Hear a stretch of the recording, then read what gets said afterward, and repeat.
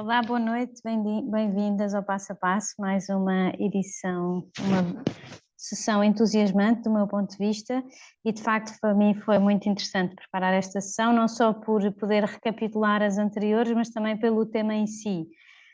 Começando pela recapitulação, nós na sessão de 27 de fevereiro falámos da valentia de dar testemunho, com uma abordagem ao dom da fortaleza, e foi muito enriquecedor para mim voltar a este dom. Nesta perspectiva, não só da pessoa ser forte para ter a coragem de avançar e para ter a fortaleza suficiente para aguentar, no sentido da santificação também, não é? Essa resiliência, a perspectiva ativa e passiva, que tínhamos falado também na virtude cardeal, mas também nesta perspectiva de poder ter a coragem, aproveitando esta marca espiritual indelével, que nos é concedida no sacramento da confirmação, com o dom do Espírito Santo, para ser testemunha de Deus, não é? Temos essa força especial do Espírito Santo para propagarmos e defendermos a fé pela nossa palavra e pela ação, como verdadeiras testemunhas de Cristo. E assim nós confessamos com valentia o nome de Cristo e nunca nos envergonhamos da cruz. Esta semana, que é a Semana Santa, em que nós contemplamos de uma forma muito específica e muito personalizada a cruz de Jesus, que no fundo foi um instrumento e a forma que Jesus encontrou para nos manifestar o seu amor por nós e para nos voltar a abrir a possibilidade de irmos para o céu. Nós podemos também aproveitar esta oportunidade, não é? De termos esta recapitulação do dom da fortaleza para sermos também consequentes no dia a dia, não é? Ser uma nota de fundo do nosso ser cristãos e procurarmos essa lealdade nessa busca de integridade cristã, enfrentando os problemas com valentia, sem medo do sacrifício e assumindo com consciência a nossa própria responsabilidade pessoal como cristãs, não é? Com essa valentia de dar testemunho. Na sessão seguinte tivemos a Leonor Castro, Leonor Cunha, de casada, que é uma grande amiga minha e de facto para mim é muito inspirador sempre que eu falo com a Leonor, falei disso também na sessão, e pedi-lhe para abordar as duas obras de misericórdia espirituais, perdoar as injúrias e sofrer com paciência as fraquezas do próximo. A Leonor contou-nos a sua conversão aos 16 anos, a forma como ela lida diariamente com a frustração própria e das crianças que acompanha na sua função de terapeuta da fala infantil, e nesse sentido foi esta abordagem, a sofrer com paciência as fraquezas do próximo. Também falou como é que ela vai alimentando esse contacto personalizado com Deus, nessas fases que foram de mais proximidade e de mais distanciamento.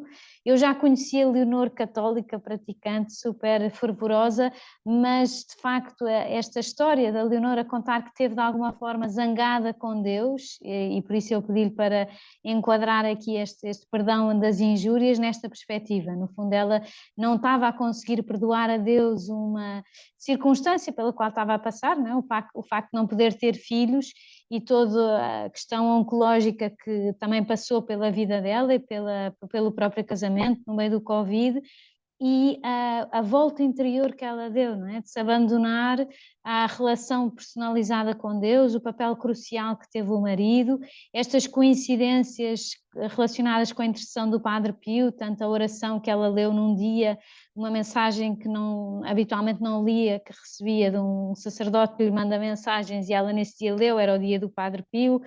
Uma amiga que é a freira que ela foi visitar e que está nas Clarissas ali perto da Basílica da Estrela, que lhe tinha uma relíquia do Padre Pio para lhe oferecer no dia em que ela foi falar deste tema que a preocupava, e essa rendição e esse amor à vontade de Deus, que no fundo ela disponibilizou-se para aceitar os filhos como um dom, e Deus concedeu-lhe o presente de uma filha, e agora a Leonor está à espera do Pio, que está quase a nascer, mas nada como ouvir o podcast da Leonor para perceber realmente a profundidade e a inspiração que é a própria vida da Leonor e como este coração de mãe, até de avó, nos pode também inspirar para o nosso dia-a-dia, para vivermos estas obras de misericórdia.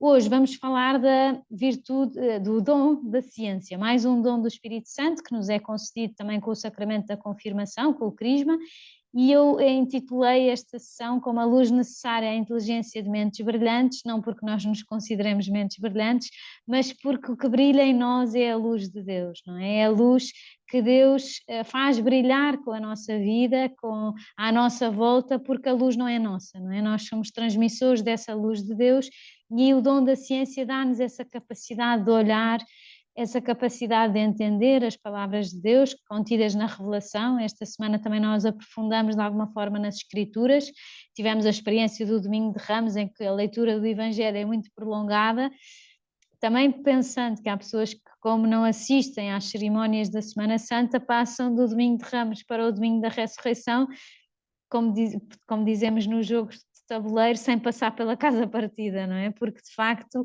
é uma vivência muito rápida da Semana Santa, que é condensada no Domingo de Ramos e depois no Domingo da Ressurreição. E dessa forma nós lemos toda a descrição da paixão para termos essa oportunidade de sermos mais uma personagem nesta cena do Calvário, que no fundo nos restituiu a possibilidade de irmos para o céu e que nos confirmou o amor de Deus por nós.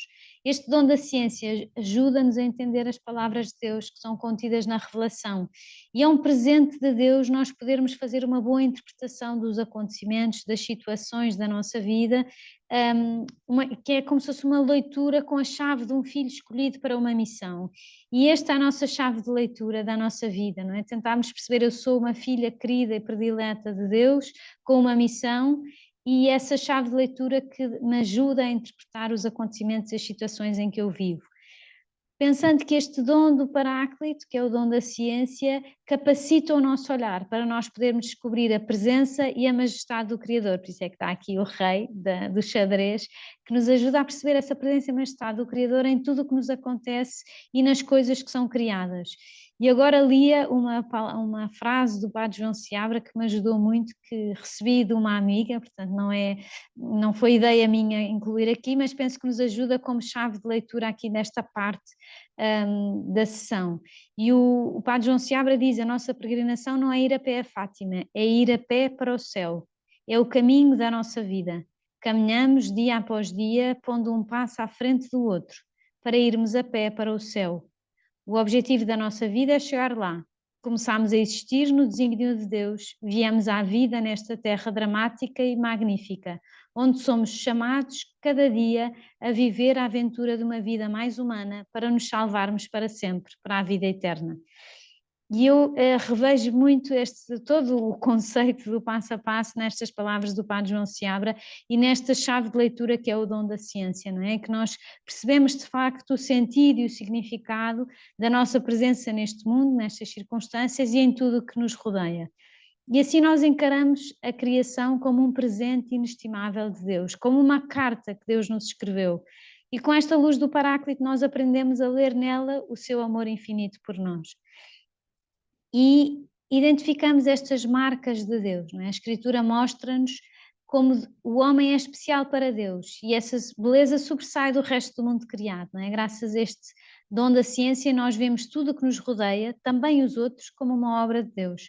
E aprendemos a identificar, a encontrar na criação os sinais, as marcas de Deus e a compreender como Deus nos fala a mim, a cada uma de nós, em todos os tempos e em todas as circunstâncias em que nós nos deixamos interpelar por este amor ou por este diálogo. Qual é que é a nossa reação? Não é? O Espírito Santo move-nos a uma oração espontânea de louvor que se traduz em ações de graças e por isso eu também penso que este convite a nós sermos pessoas agradecidas também se espelha pelo que nós temos nos Salmos, não é? Se nós aprofundarmos no significado e na profundidade dos Salmos, nós percebemos que o louvor é uma oração que reconhece a grandeza de Deus, que a exalta e que nos ajuda muito, porque se a oração de louvor estiver muito presente na nossa vida, e nós sabemos-la especialmente presente no livro dos Salmos, que reúne esses cânticos e as aclamações do povo, que o povo de Israel realizava a Deus, a nossa vida é muito mais agradecida, muito mais luminosa, muito mais brilhante desta forma, não é? Porque nós aprendemos a contemplar a criação, aprendemos a agradecer a Deus tudo o que nos rodeia, toda a nossa vida, todas as circunstâncias, não é? Aprendemos esta lente do otimismo que nos ajuda. E temos esta pele brilhante e não diria bem brilhante, mas esta pele suave das crianças, não é? Que no fundo tem esta luminosidade, esta beleza e esta candura que às vezes nos falta, porque a experiência de vida às vezes traz-nos circunstâncias ou experiências negativas em que nós podemos perder esta capacidade de aprender a ver tudo com bons olhos e a querer cada coisa como Deus a quer, não é? Descobrir essas marcas de Deus em cada pessoa, em cada ser criado e sabermos sempre acompanhados por Ele, não é? Com essa mão maior que nos acompanha, que nos conduz, que nos guia. E lia uma frase também que foi uma amiga minha mesma que me deu a frase do Padre João Seabra, a Maria Castro, uma grande amiga minha, que me deu uma frase de um livro que se chama Pequenos Passos Possíveis, da Chiara Corbella Petrilho, e que ela diz que para chegares ao Senhor não deves ir a correr, mas também não deves caminhar demasiado devagar. Deves ter um ritmo constante, contínuo e sobretudo centrado no presente, porque o cansaço aparece se pensares no passado e no futuro. Enquanto se caminhares pensando apenas no pequeno passo possível que agora podes dar, a certa altura chegas à meta e dizes: cheguei, que maravilha, Senhor, obrigada. E no fundo eu acho que este pequeno passo possível de cada dia, com a alegria de chegar à pequena meta possível deste dia, nos dá uma alegria pequena que é a proporcional à que eu penso, que eu preciso para este dia. Porque nós esgotamos-nos às vezes a olhar para o passado ou angustiamos-nos a pensar no futuro. E nós podemos caminhar pensando apenas nesse passo que posso dar. É acessível, é para mim, é possível. Deus quer, o homem sonha, a obra nasce. E ao mesmo tempo, o dom da ciência dá-nos a conhecer o verdadeiro valor das criaturas na sua relação com o Criador e ajuda-nos a distinguir entre as coisas e Deus, descobrindo esta infinita distância que as separa, não é? Nós, no fundo, reduzimos a nossa insignificância e a nossa dependência de Deus, que isto é maravilhoso, não é? Aceitar a vulnerabilidade e a dependência é um sinal de maturidade espiritual, não é? Porque nos dá essa infância que é própria das crianças que confiam, que entregam, que se abandonam, mas também dessas pessoas que são conhecedoras da verdade sobre si mesmas e sobre o Deus que as ama e que as quer. E assim nós amamos o mundo porque Deus o fez bom, porque saiu perfeito das suas mãos. E nesse sentido também vemos essa nossa responsabilidade de consagrar o mundo, de consagrar-nos a nós próprios, de nos conduzirmos e devolvermos a Deus os bens criados e nós próprios, não é? Vimos para Deus e vamos para Deus, passo a passo, um dia de cada vez. Com essa ajuda também que Deus nos quer, com essa consciência, não é? Deus quer-nos no nosso ambiente, cada pessoa no seu lugar, no seu trabalho, no seu meio, na sociedade, no mundo em que nós vivemos, sem nos deixarmos envolver pela parte que é mais pecadora do mundo, não é? No fundo, no mundo sem ser mundanos, como dizia São José Maria, para nós santificarmos o mundo, o transformarmos e o colocarmos aos pés de Deus, não é? Para que, de facto, tenhamos essa consciência que Deus nos quer felizes. Isto é o título de um livro que eu estou a ler agora, que é do José Inácio Munilla, um sacerdote, chama-se Deus Quer-te Feliz, e é bonito ver a análise que ele faz da sociedade e também a generalidade que há em termos de falta de formação e de raízes cristãs, não é? Ele diz que um sacerdote perguntava a uma criança, isto é em espanhol, queres ser cristiano? E a resposta do miúdo foi: prefiro ser Messi, porque estava a pensar no Cristiano Ronaldo. Para nós seria óbvio, quer ser cristão, não é? Porque, mas ele não estava nem aí, não é? Portanto, nós também pensarmos que temos uma responsabilidade de evangelização e de recuperar estas raízes cristãs também muito urgente, de alguma forma.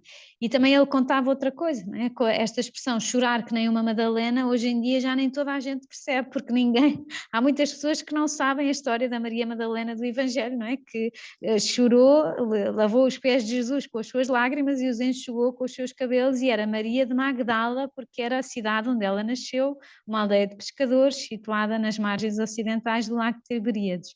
As pessoas podem pensar que, diz o sacerdote, podem pensar que chorar que nem uma Madalena é uma analogia com as madalenas, que são aqueles bolos que se põem no leite e que pingam, portanto nada a ver com a nossa raiz evangélica, óbvia que para nós ainda nos está bastante intrínseca, mas de facto é esta sociedade que precisa de nós, não é? Esse testemunho nesta sociedade que nós queremos dar e que tem muitas potencialidades e muito bem também para semear e muito bem para deixar, também não temos que ser otimistas.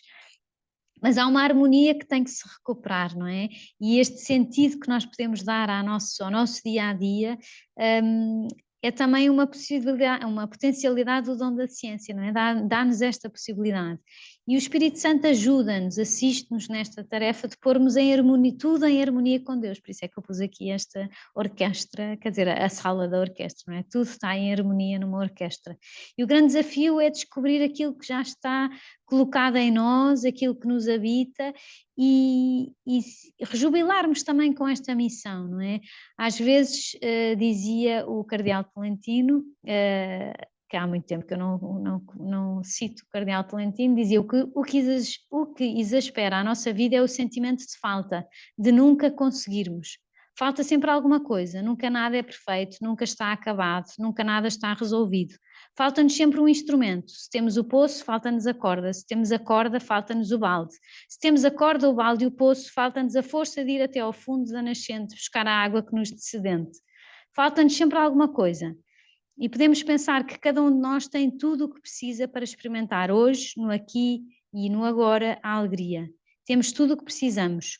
O nosso problema em relação à alegria não é de inventarmos, de buscarmos, de precisarmos de descobri-la, sabe-se lá onde.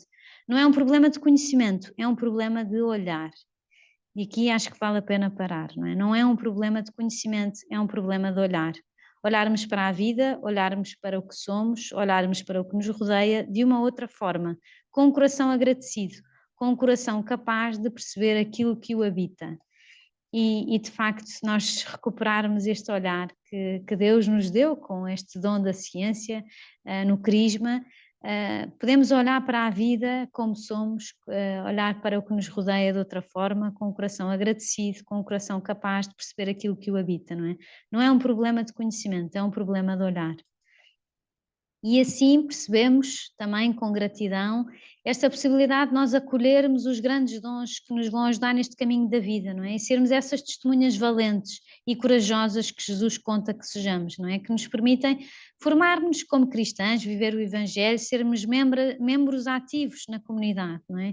O dom da ciência não é uma ciência no sentido técnico, não é? É uma ciência no sentido muito mais profundo, que nos ensina a encontrar na criação as marcas de Deus, a compreender como é que Deus fala em todos os tempos e como é que me fala a mim, a cada uma de nós. E pede-nos para animarmos com o Evangelho o trabalho de cada dia, não é? Compreendermos que há uma profundidade e compreendê-la e desta forma dar sabor ao trabalho, até ao que é difícil, não é? Por isso, esta imagem também da profundidade, conseguirmos esse alcance da origem e do destino, não é? Que nos dá uma perspectiva muito diferente, mais agradecida, mais profunda e mais real e mais genuína da realidade. E assim nós encaramos toda a vida como um caminho, não é? Com estes dons preciosos que são a amizade com Deus, que nos torna ainda mais verdadeiras, e podemos também aprofundar nessa amizade com Deus, que se vai alimentando também quando nós comungamos, não é? Porque ficamos próximas de Deus, Deus fica em nós, conosco, e é muito importante também agora que vamos celebrar a instituição da Eucaristia, na Quinta-feira Santa, também termos essa noção do presente maravilhoso que é a missa e da possibilidade maravilhosa que é nós podermos comungar. E também pensando na preparação mais próxima da Páscoa, não é? E em que Jesus nos perdoa todos os pecados e que nós recordamos tudo o que foi a paixão, pensarmos de facto se faz sentido nós fazermos uma confissão mais profunda esta semana, não é? Esse encontro com Jesus que nos perdoa os pecados e que nos ajuda a praticar o bem. Receber esse dom de recomeçar de novo, que é um grande dom que nós podemos receber. E eu esta semana ouvi um sacerdote a dizer uma coisa que me criou algum impacto e que gostava também de partilhar aqui convosco, que é um sinal, um gesto do sacerdote quando confessa, que é esta imposição das mãos, não é? Faz assim com a mão, como se estivesse na direção da cabeça do penitente, e este gesto reflete a propriedade de Deus, que diz: tu és minha, não é? E santifica de alguma forma a transmissão da identidade. Portanto, além de nós sermos de Deus, também por estarmos a esvaziar-nos do pecado, que é aquilo que nos afasta de Deus, nós passamos a ser Cristo. E por isso significa não só a propriedade, esta a imposição das mãos, mas também a transmissão da identidade. és minha e passas a ser eu, não é? E dizia também este sacerdote que no outro dia teve nas primeiras confissões de algumas crianças e que tinham uns cartazes que diziam: o teu caminho para o céu está cheio de trampolins, confessa-te.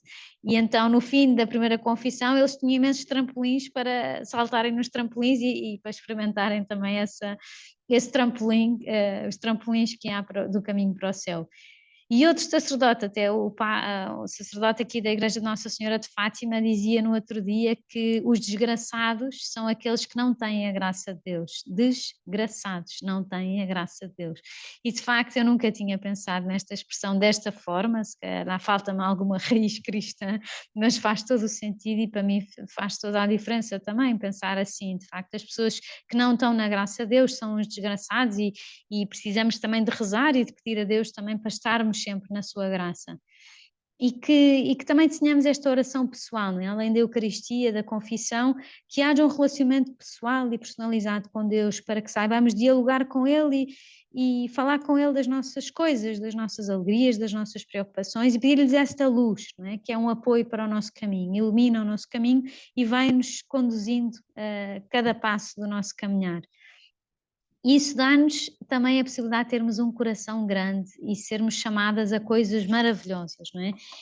E Deus enche-nos a vida, se nós realmente nos deixarmos encher, não é? Deus convida-nos a estarmos abertos ao seu amor e quanto mais nós abrirmos o coração, a sua capacidade de dilatação é cada vez maior e Deus pode nos encher o coração para toda a vida, não é? Se nós o dilatamos, temos cada vez mais capacidade de receber o amor de Deus também para o transmitirmos à nossa volta. E nunca é tarde também, cada idade é madura para Cristo, não é? E nós sempre podemos tender a ideais mais nobres, sempre podemos alcançar uma medida mais alta e podemos pensar, é possível ser santo na minha idade? Claramente, e dizia Santa Ambrósia que tinha esta frase, cada idade é madura para Cristo, no sentido sempre estamos preparados para dar um passo em frente na nossa santidade e sendo a santidade o caminho normal do cristão, não é reservado a poucos eleitos, está aberta a todos e todos temos essa possibilidade de amadurecer em Cristo, não é? Que a santidade é a estatura de Cristo em nós, portanto quanto mais capacidade e abertura nós tivermos para reconhecer este Cristo em nós, mais importa que Ele cresça e que eu diminua, dizia São João Batista, não é? E no fundo é isso também que nós queremos para a nossa vida. E, naturalmente, contamos sempre com a ajuda de Nossa Senhora. E esta mãe, eu estou a imaginar Nossa Senhora, porque Nossa Senhora também se deixou guiar pelo Espírito Santo, não é? E não nos faltará também essa mãe, não é? Que é a mãe de Jesus e a quem ele confiou todos antes de morrer na cruz. Disse: eis a tua mãe, eis o teu filho. E Nossa Senhora conserva sempre a beleza do seu sim e do nosso sim. Também podemos lhe pedir isso, não é? Nós já dissemos que sim a Jesus muitas vezes, mas também já dissemos algumas vezes que não.